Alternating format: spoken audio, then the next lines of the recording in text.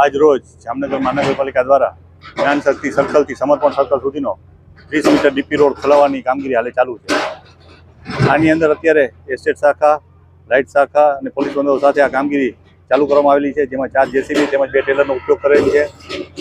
આ 30 મીટર કપાતની અંદર કુલ 28 પ્રોપર્ટી આવે છે, જેમાં 16 કોમર્શિયલ છે, 7 ઓપન પ્લોટ છે, 1 રેસિડેન્સ છે અને 4 સરકારી ઓર્ગેનાઇઝેશન પ્રોપર્ટી છે, જેની આજે દૂર કરવાની કામગીરી હાલે ચાલુ કરવામાં આવેલી છે। સરકારી જે પ્રોપર્ટી છે એ તેઓ દ્વારા પોતાના દ્વારા જે દૂર કરી અને અંદર દિવાલ કરી અને દૂર કરવામાં આવનાર છે।